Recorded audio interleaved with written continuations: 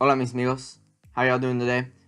Today I'm bringing you guys 5 insane tips to help improve your Fortnite gameplay to hopefully bring you closer to a #1 Battle Royale victory. This guide is going to cover solos and it's part 1 of a 3-part series where I will provide tips for console players on Xbox and somewhat PlayStation. So, the first tip, know your playstyle. Fortnite is similar to PUBG, so anybody that has already played PUBG has a good feel for how Fortnite should play. It's a little different though in the animations, the hitboxes, and how the bullets actually shoot, which we'll get into in a little bit. But the awesome thing about this game is that you have the ability to build. Building allows you to get away from an enemy or to provide coverage for you to get health or to take some deep breaths to think about all of your options that have been given to you in a certain circumstance. The solo playlist, which is, in my opinion, not the hardest, but one of the hardest because there are no teammates to help you. It is all by yourself based off of how well you shoot, how well you can hear and interpret your surroundings. So it's definitely a very one-on-one, you feel very exposed in the sense that you have no one to provide any extra ammo, no one to provide any extra materials, guns, or anything like that. It's all up to you to loot the best guns and to get the kills necessary. So the first thing you need to look into is what kind of player are you? Are you one that is a Call of Duty type player where you like to rush into situations and feel the action experience, to get kills, to go for the world record amount of kills in Fortnite? Or are you more of a Rainbow Six Siege player where you're strategical, you like to methodically make plays and to maybe get 2 or 3 kills but still get the win? It's whatever your personal preference is. If you're trying to win, my guide is here to give you tips on how to be aggressive but strategical, how to be methodical but quick, because in a lot of situations when the storm is attacking you or you have to move towards the circle, the eye of the storm, you don't have a lot of time to think. So you have to be aggressive, but you have to be smart. So you have to use sound cues in order to help you a lot of the time in the game. If you're new to the game, it's going to be hard to understand where those sounds are coming from, whether they're above you, below you, to your right, to your left. It just takes some time getting used to. You're not going to hop into your first game and you're not going to necessarily win it unless you maybe came from PUBG already or you're just good at video games. This bringing up my next point, once you start playing a couple games, you start to develop habits, whether you like to build, whether you like to loot, whether you like to shoot, kill, and then get loot. You need to then decide what kind of preset you want to use. On consoles, there are 3 presets. There's the standard preset, there's the Builder Pro, and then there's the Combat Pro. In my opinion, I love the Combat Pro because I like crouching with my right stick instead of my LB. And for PlayStations, you guys use L1 to crouch. So if you like to build, your best bet is to go Building Pro. If you're just like, I don't know what I am, I'm just going to use standard. Then use standard. Use what is comfortable. Don't change up whatever you're doing because you're in a slump. Maybe you need to tweak some things here and there, but don't change drastically because that's not going to do a lot for you. Tip number 2, understand the strategies of the other players. So it's one thing to be strategical yourself and what kind of movements you're going to do, what kind of routes you're going to take throughout the map to make sure that you get the most out of chests and stuff like that.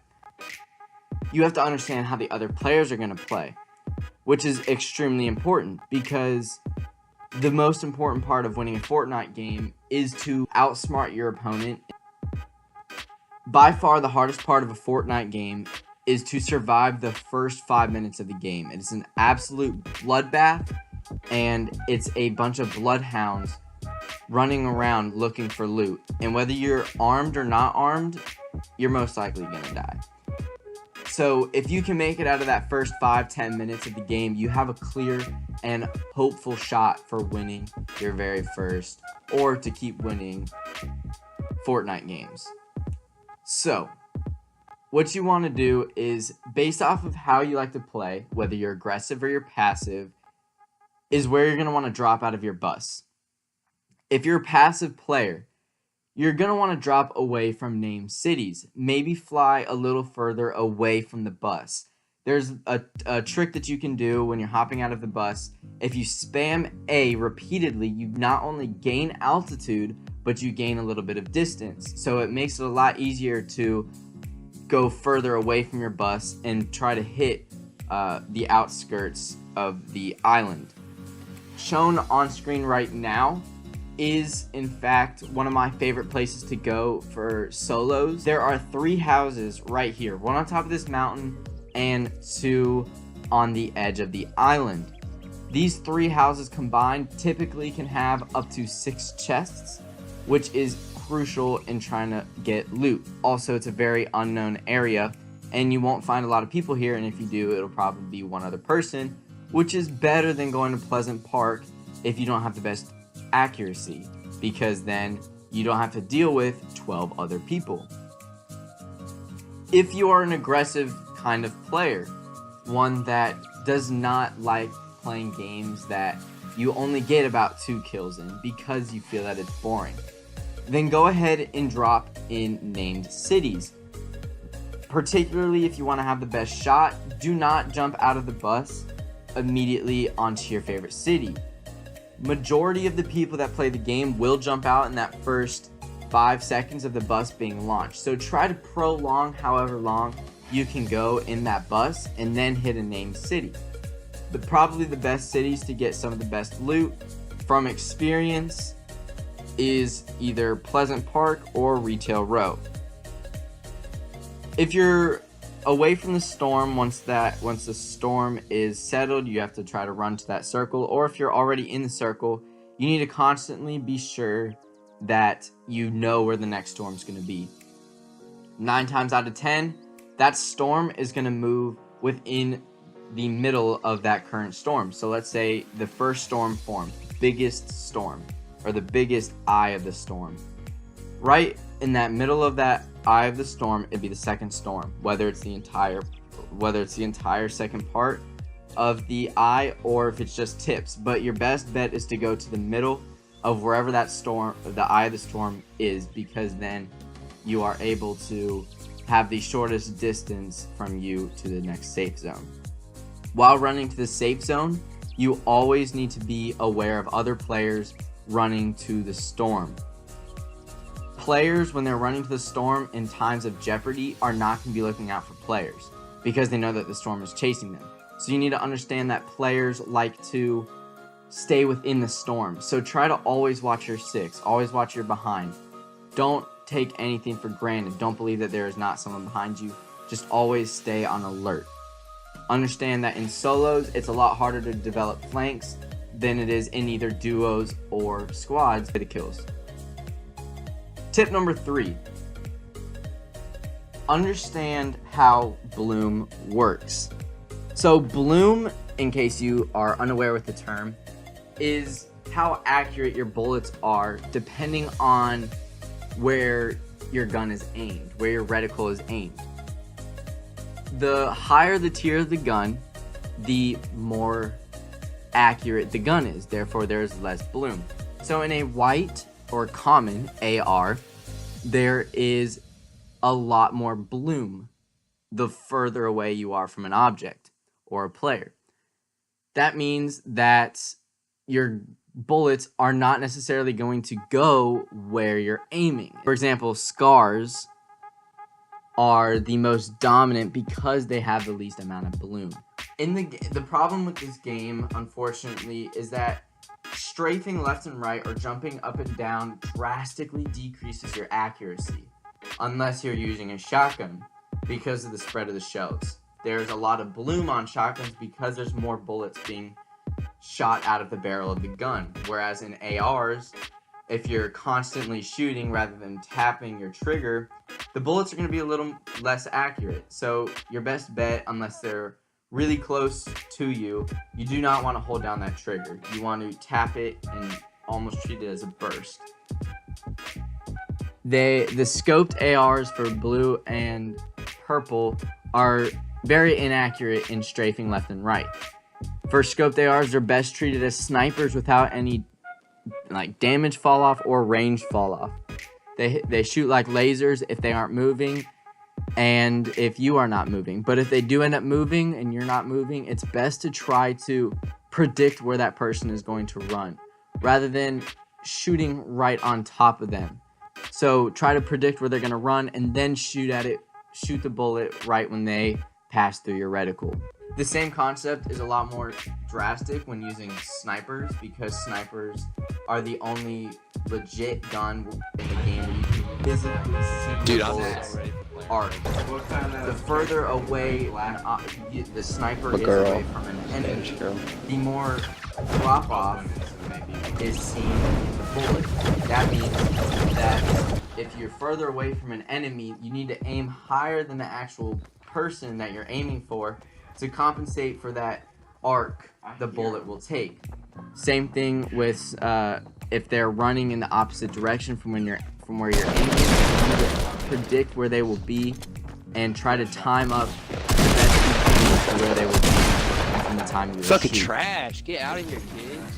Tip number 4, your ability to build is by far one of the most crucial parts in the game, because when you build, you create forts in the last couple minutes of the game, which provide protection for you to either heal or to reload your weapons in times of emergencies. Unfortunately, there are rockets and grenade launchers and grenades that are efficient in destroying bases.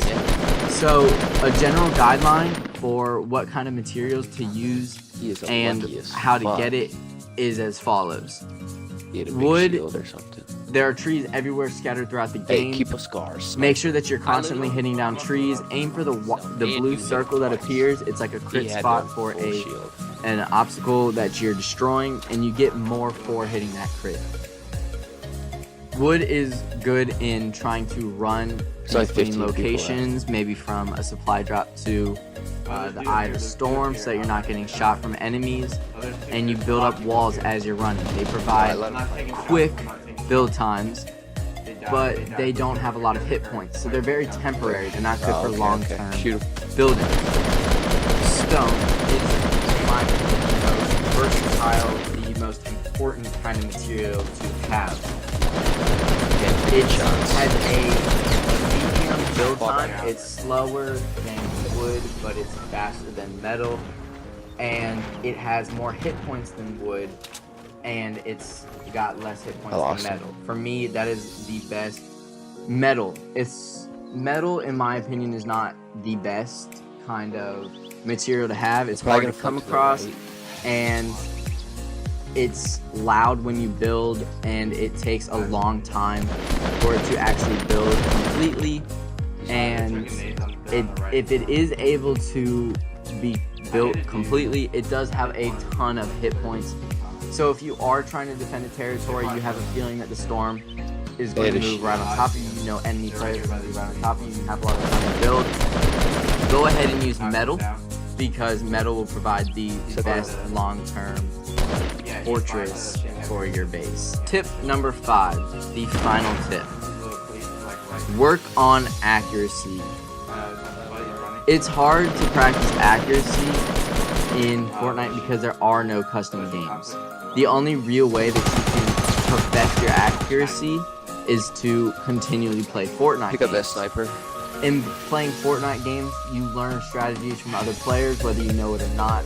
If you do by any chance have the full version of the Save the World game mode, go ahead and hop in there, shoot some people, shoot some enemies, work on your accuracy, That is one of the best ways to practice your shot if you do have that game mode. If you don't have that game mode, go ahead and load up in solos or squads if you're one of the more competitive. You feel like you're above average, but you just need that extra kick. Then once the bus loads everybody in, drop out as soon as possible and go to the nearest city. In there, try to get as many guns as you can, and then try to go on and shoot like a killing streak. Thank you for watching. If you enjoyed, please leave a like.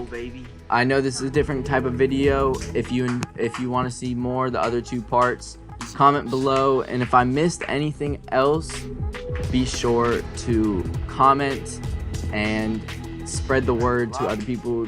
Drop a like, share, and subscribe if you have not. And I'll catch you all in the next video. Peace out.